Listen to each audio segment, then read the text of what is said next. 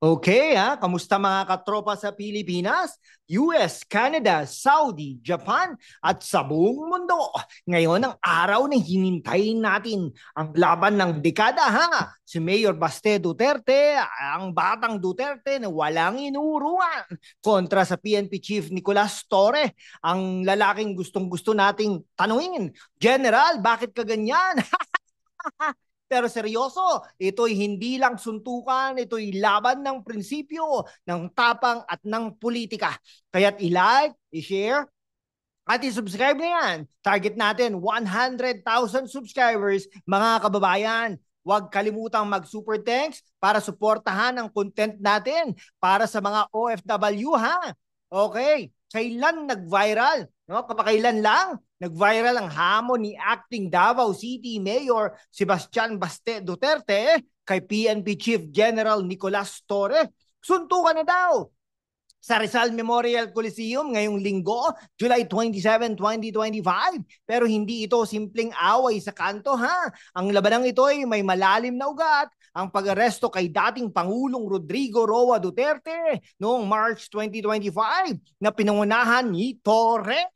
At ang mga akusasyon ni Baste, pabor-pabor ang promosyon ni Torre. Ngayon nag-propose si Torre ng charity boxing match. Pero si Baste may kondisyon. Drug test para sa lahat ng elected officials Ano ang laban na ito? Showbiz ba? O seryoseng politika?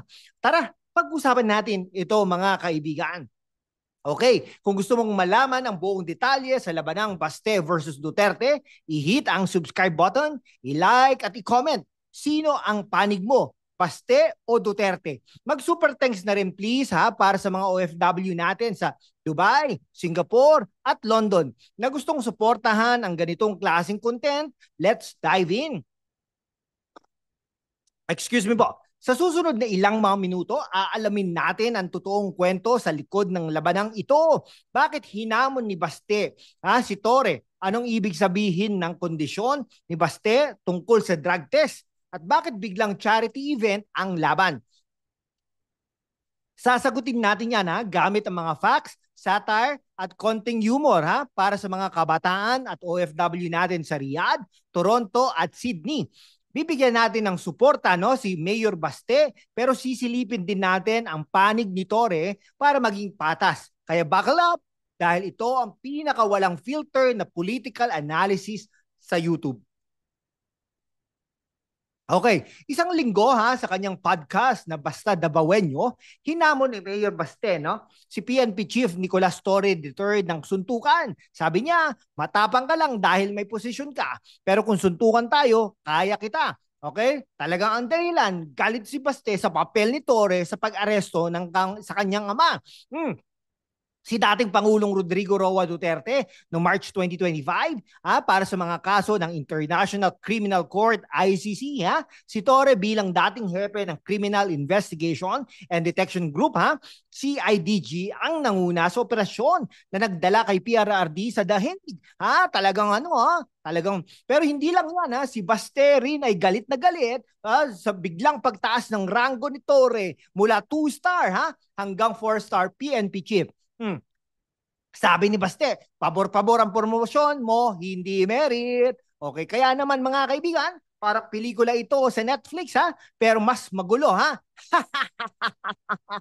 Si Baste ang action star ng Davao, laban kay Torre, ang pitbull daw ng PNP ayon kay Interior Secretary John Vic Remulla. Pero teka, bakit kailangan maging boxing match? Hindi ba pwedeng mag-usap na lang sa Zoom tulad ng mga OFW natin sa Qatar at Kuwait? Ang sagot, politika.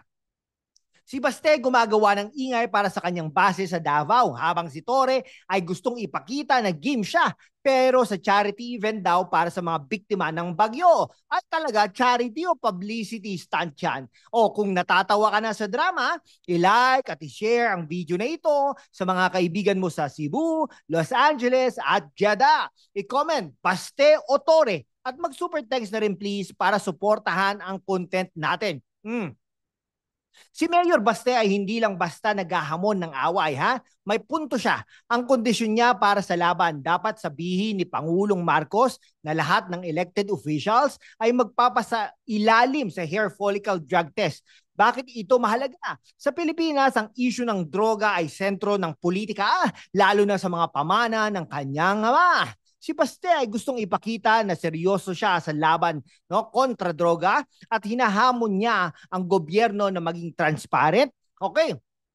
So sa Davao kasi kilala ang Duterte sa kanilang iron fist approach sa krimen, at ito ang brand ni Baste, matapang, direkta at walang takot, ha. Okay. Noong 2016, ha, si Baste ay vice mayor pa lang, pero kilala na siya sa pagiging hands-on sa Davao. Ngayon, bilang acting mayor, dahil sa pagkakakulong ng kanyang ama, si Baste ang naging boses ng Duterte, ha? Sa kanyang podcast, sinabi niya, matagal ko na talagang gustong makabugbog ng unggoy, ha?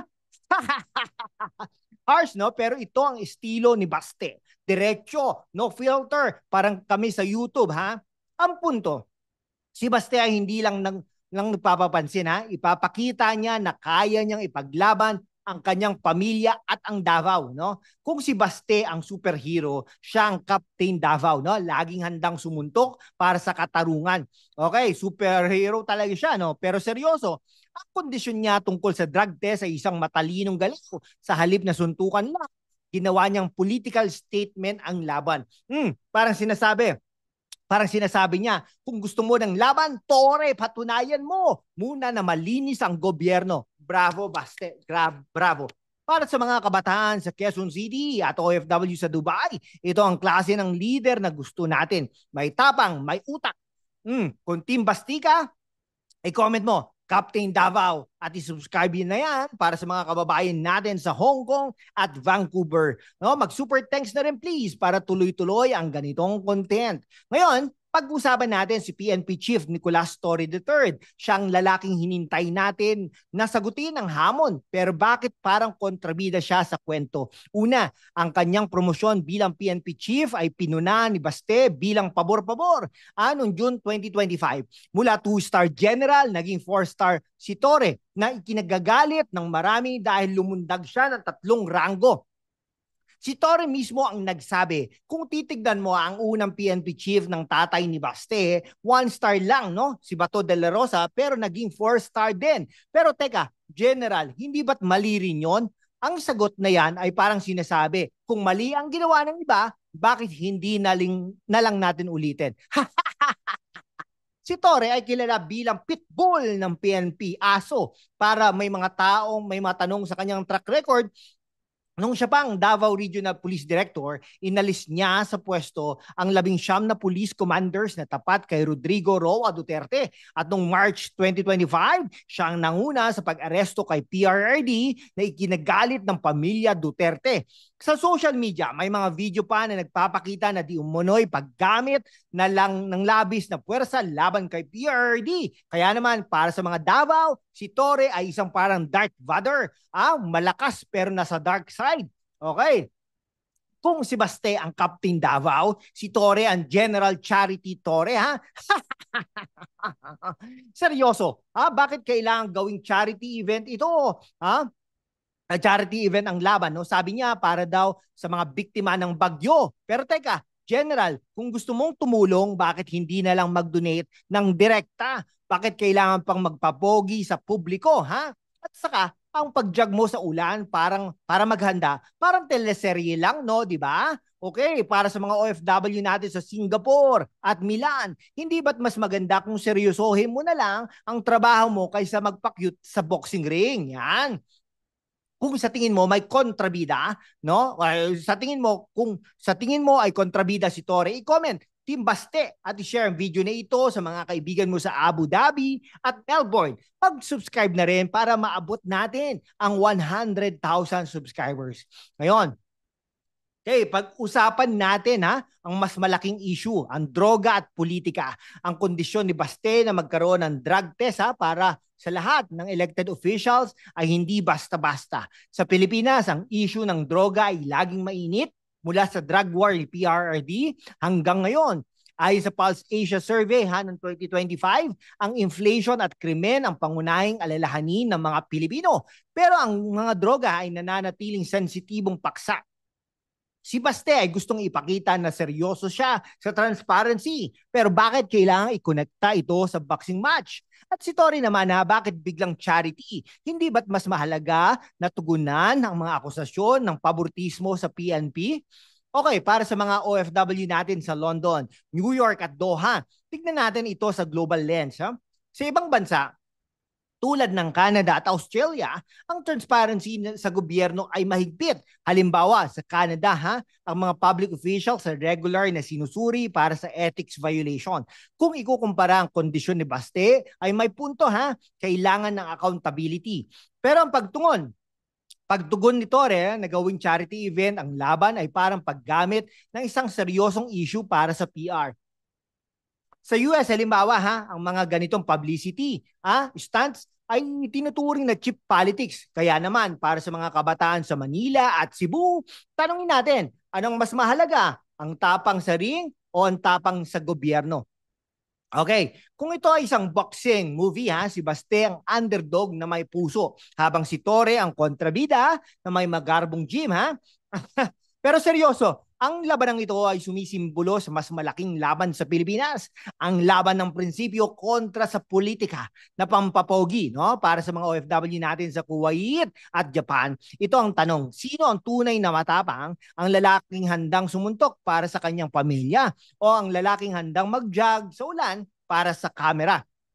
Okay, kung naiinganyo ka sa diskusyong ito, i-like, i-share at subscribe, i-comment na rin drug test o suntukan at mag-super thanks para sa mga kababayan natin sa Toronto, Sydney at Riyadh. Okay, kaya't ano ang natutunan natin mga katropa? Si Mayor Baste Duterte ay hinamon si PNP Chief Nicolas Torre III ng suntukan. Pero ang laban na ito ay hindi lang pisikal, ito ay tungkol sa politika, prinsipyo at transparency. Si Baste ay may punto sa kanyang kondisyon ng drug test na nagpapakita ng kanyang tapang at paninindigan. Si Torre naman, bagamat may intensyon para sa charity, ay hindi lubos na nakakakumbinsi dahil sa kanyang kasaysayang ng kontrobersyal na promosyon at papel sa pag-aresto kay PRRD. No? Para sa mga kabataan at OFW natin sa Dubai, Hong Kong at Los Angeles, ang labanang ito ay paalala, ang tunay na tapang ay hindi lang sa kamao, kundi sa paglaban para sa tama.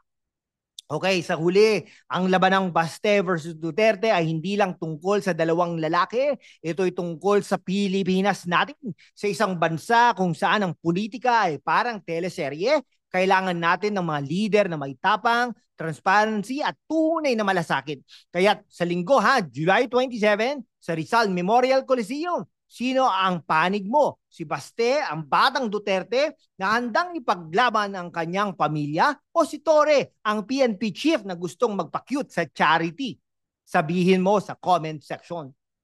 Kung nagustuhan mo ang aming pagsusuri, i-hit ang subscribe button ngayon. Target natin 100,000 subscribers. I-like, i-share sa mga kaibigan mo sa Cebu, Manila at Singapore. At i-comment Baste o Torre. Huwag kalimutan mag-super thanks na rin please para suportahan ang content natin. Lalo na para sa mga OFW natin sa Saudi, Canada at Australia. Salamat sa panonood mga katropa at hanggang sa susunod na video. Mag-iingat kayo lagi at keep fighting for the good fight at mabuhay ang Pilipinas!